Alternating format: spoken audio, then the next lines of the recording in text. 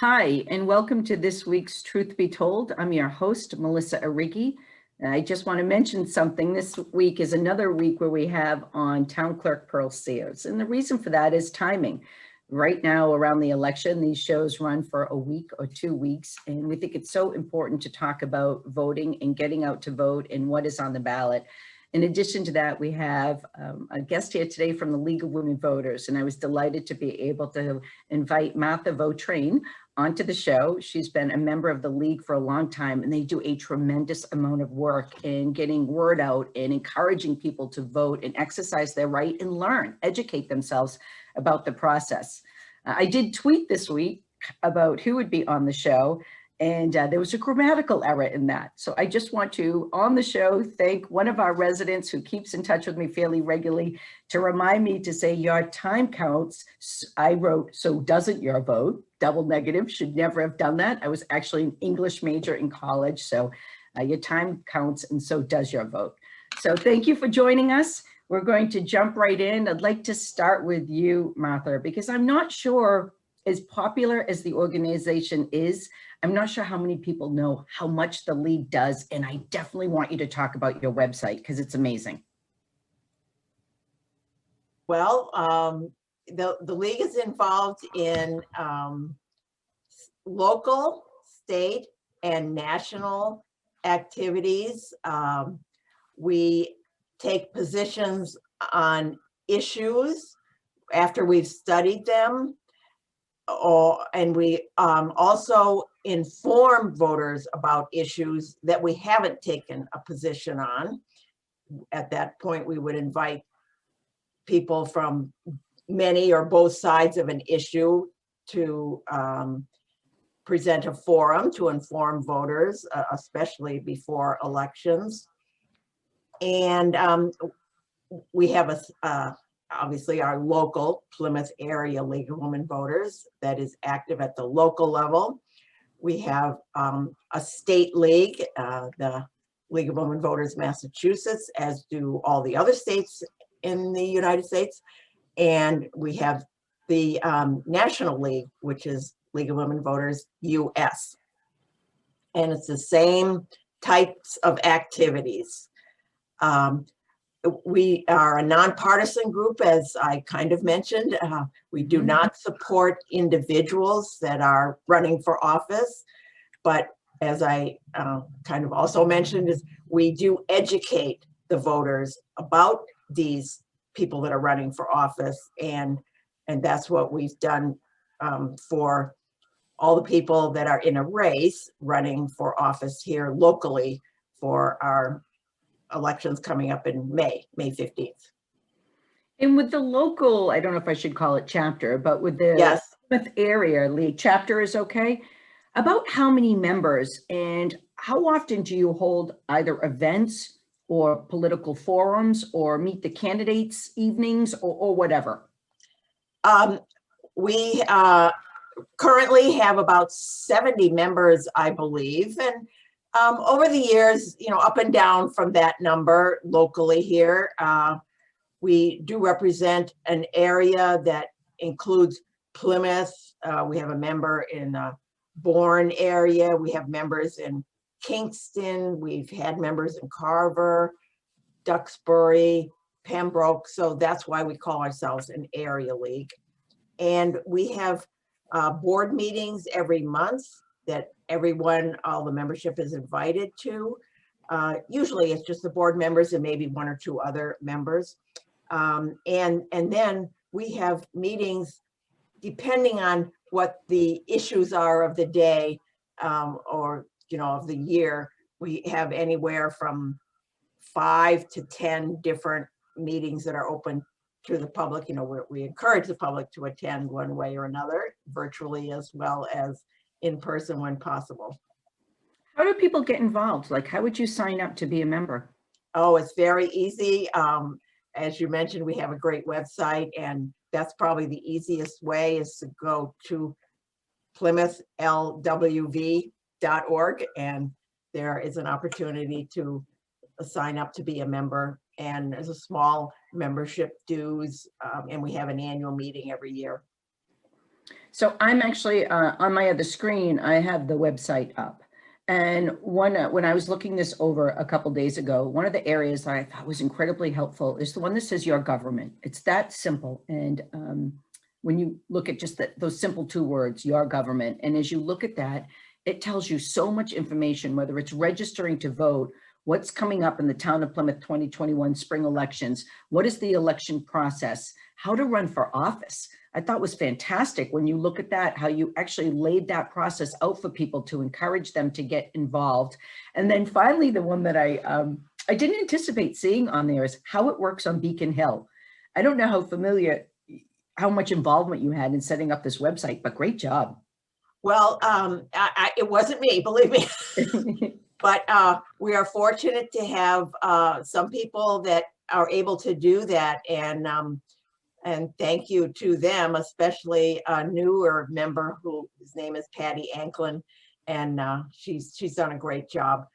There's so many videos. We are looking for one called all about our town government. That was a meeting we had 3 or 4 years ago, right at the same time that we did how to run for office. So those, the how to run for office video, we do have it, it's online, and anybody who's running for office, please watch it, it's wonderful. And maybe we'll find the one all about town government, or we'll do another one. Because they're One of the great. things I say about the show is I use that slogan, you know, all things local government, because mostly all I've done on this show to date is talk about specific things to Plymouth. And in thinking about that, let's talk about this upcoming election. Pearl, I know that, well, the three of us here right now and so many others would love to see a great voter turnout, regardless of what election it is. We always want to see people participating. And last week, our town clerk talked pretty extensively about so many great opportunities, or maybe that's not the right word. There's so much availability now, so much more than there used to be flexible in terms of helping you vote, whether that's, you know, absentee ballot has been around for a long time, but now, Pearl, what did we call it? The other, the ability to do, it's not early voting. Mail-out ballots. The mail-in ballot. Of course, you can always come in person. So Pearl, tell us a little bit about what you're seeing with this upcoming election and turnout. Unfortunately, I'm seeing a very low turnout. So Monday morning, I took a look. We had 38 absentee ballot applications and about 108 mail-out ballot applications. So that's incredibly low. I'm not sure if everyone's aware that they can apply for the mail-out ballot, and we'll be happy to send it to them.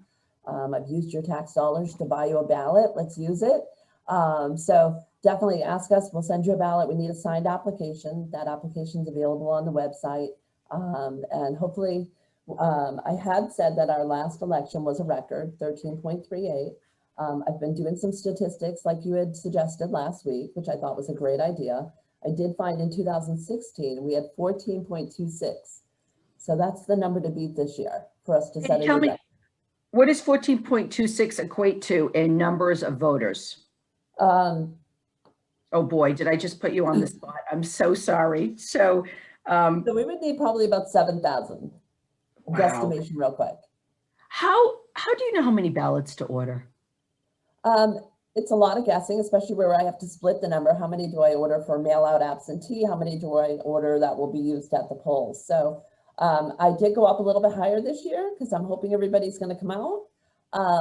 But it's interesting. We did run out of ballots in precinct 9 in November. And we switched to the mail-out ballots. So there was a little bit of a discrepancy in the numbers, but we definitely have a ballot for everyone, whichever way you vote, and hopefully everybody will apply for their ballot soon. Yes, I hope so too. I mean, 108 mail-out ballots, you call them, right? Not mail-in ballots, and 38 absentee ballots. Yeah, that's pretty low. Now we can tell everybody today, because this show will air this afternoon, that the ballots will probably be going out, I'd say early next week. Is that a fair assessment? Maybe mid next week? I believe so, yes, but probably early next week. Early next week. We have put a sample ballot on our website. Martha, I believe you were going to speak to that. And Pearl, it's directly under your office, isn't there? If you go to the town clerk website under www.plymouth-ma.gov, departments, town clerk's office, and then there's a big section about voting, isn't there? Yes, the top item is going to be the section that gives you all the dates, the deadlines, information on charter. There's a charter booklet there. The deadlines for when to apply, which is going to be May 11th at 5 o'clock to have a mail-out ballot. So there's lots of information there. If you just want the application, that's the second item. You can just click on that, print your application, take a picture and email that to us, or mail it. And then the third item is the sample ballots. Okay. And Martha, you wanted to talk a little bit to the public also about the ballot accessibility online, or the request. Right. For two reasons. One is to look at the ballot and see all the candidates' names that are running for office. And then you can print that out and take it with you and, you know, have your thoughts about who you want to vote for. And you'll notice also, don't forget the question, the charter question, which is a yes or no answer. And that's right before all the charter candidates' names. And be aware, voters, that you can vote if you choose no on the charter question, but you still can vote for your candidates that you think would be best.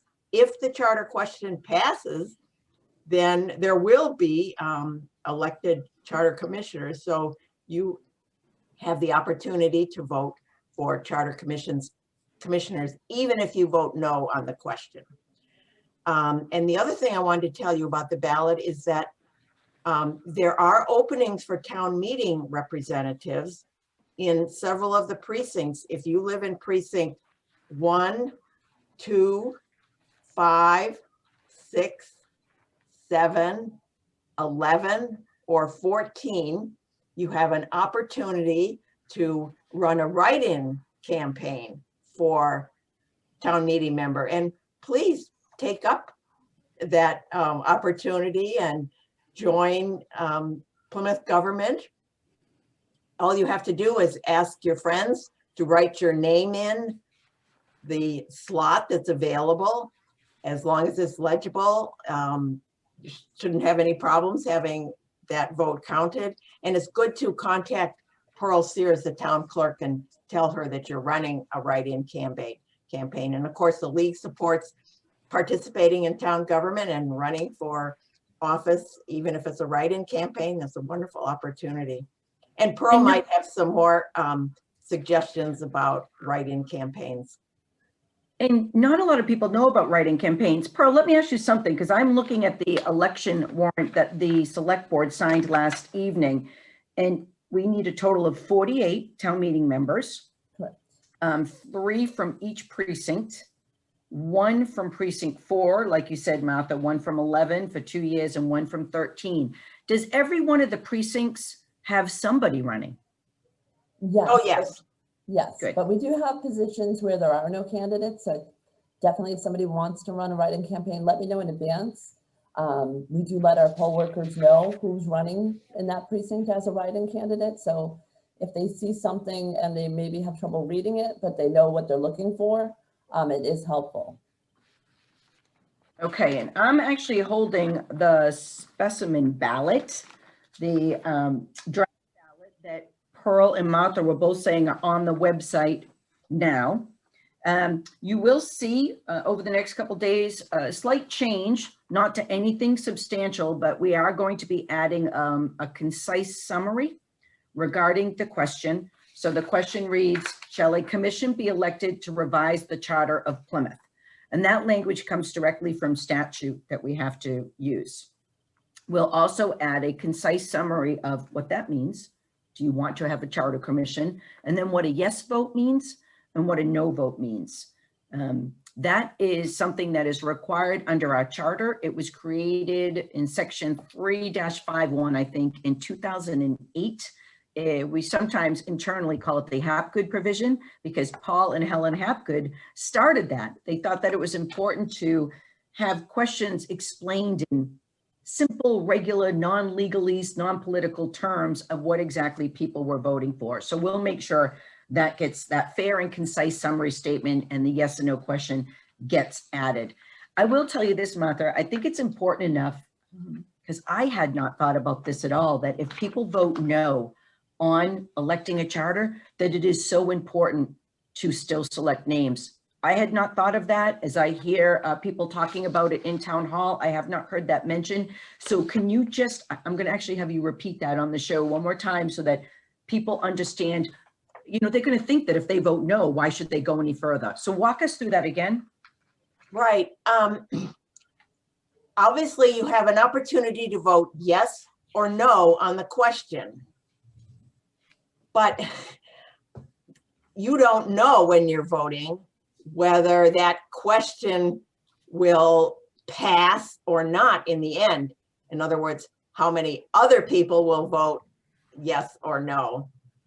So you obviously can still have the opportunity, since the question might pass even if you personally vote no, you have the opportunity to vote for who you think would be the best charter commissioners. So you have an opportunity to vote for 9 candidates, because that's the number of commissioners that are by state law on a charter commission.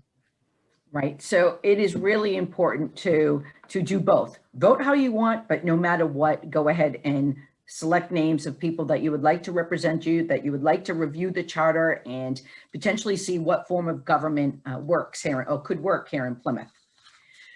Martha and Pearl, how can we in this office, and how can the select board, and how can anybody else help spread the word and get people out to vote? What can we do? Well, I'll say one thing is that people who are informed about the candidates and that one question are more apt to vote. And my recommendation is for all the voters, if they haven't already, they can view the League of Women Voters forums on our website. It's very easy to do that, PlymouthLWV.org. And right there on the front page are both the forums that feature all the candidates in Plymouth that are in races: select board, planning board, school committee, and charter commissioners. You can also go to PAC TV. There, oh, one more thing is that's on demand then on the league website for those forums. Okay. And you can also find the forums on PAC TV. PAC TV also has a spotlight series for all the candidates. They are doing interviewing some of the charter members to get their opinions about the question. And excuse me, the Old Colony is doing statements. They're running statements that the candidates can submit. And WATD, our local radio station, will be doing something usually on Monday nights after their news, interviewing candidates and asking them questions. There's information on Facebook about different candidates and the question. So lots of opportunities to be educated. And we also, the town also, you are the League of Women Voters, I believe, purchased and owns their own signs reminding people to get out and vote. And those go in strategic spots all around the community. When will we see those? Oh, I'm starting to put mine out yesterday. Oh, remember good. to vote. And that's with the Rotary. They contribute the money for that. And they also put out those signs too. We have, I don't know, 60 or so signs that we put out to help people remember to vote May 15th in person or by mail out voting. Right, right. Well, I find it helpful when I see those. I see those here, I see those in all different parts of town, and I know I find them really helpful. Pearl, how about you? Anything that we can do besides talk about it on the show, talk about it in the newspaper, talk to our friends and family about coming out to vote? Is there anything we can do from your perspective to try and, I don't think we'll ever beat the 14.26% in this election, but how can we try? It would be really nice to break that. I would love to see that. We're definitely here ready for the voters. So I'm definitely trying to get it out on, social media, and I'll have Chris put some more stuff up, but it's on our website. And like you said, it's in the papers. It's it's out there. So hopefully everybody hears about it. Tell your neighbors, tell your friends, tell your family members. Don't forget to vote on May 15th.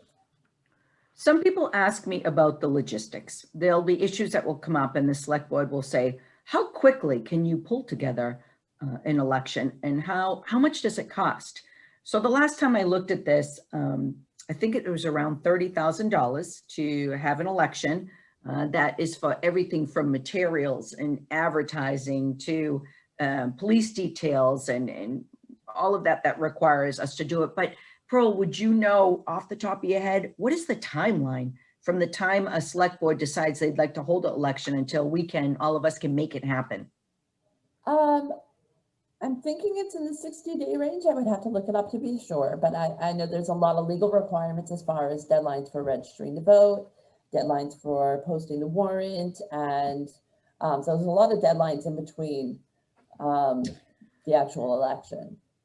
So 60 is ideal, and you're absolutely right. We can pull it off in 45 days, but that's when we make, that's when anybody can make mistakes, is when you're scrambling like that to try and pull off something so quickly. So 60 days is usually when the board has wanted to do something, we've asked them for that amount of time to provide us with in order to make that happen. Now, Pearl, what other things are you thinking that we need to take for precautions as we go into this May 15th date when it comes to our polling locations? And I think, as always, let's do another plug to get poll workers to, I want to volunteer, but I know we actually pay them a very small amount of money. Yes, we are still looking for a few poll workers. Anybody that's interested should call the office at 508-747-1620, extension 10169. Give us a call. We are looking for a few more poll workers. Definitely, we're going to have all the precautions that we've had in the past at elections. We're going to have 6 voters in the polling location at one time. We're going to have the air scrubbers running for circulation of the air.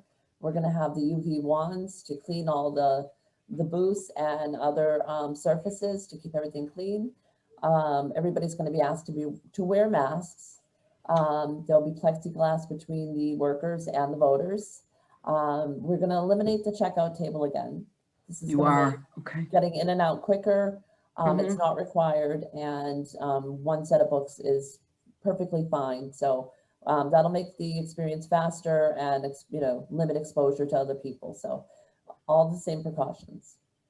So one of the things I might add is often on election night, I come here to town hall, and although we are encouraging people, not to do that because of the masks and COVID, I have to tell you the excitement in the air for Pearl staff, as well as having the police office delivering all the ballots coming in and just being part of the environment, and the reporters either calling or in the past, they would actually kind of all be, I don't know how much you might remember, Martha, they'd be all stuffed into 11 Lincoln Street, into that little town clerk area as they're hollering out results to each other. And there's really, it's pretty exciting or exhilarating, I guess I could say, to be part of that, to see the results come out. And then Pearl, tell us a little bit about, at the end of the night, what you try and do anyway.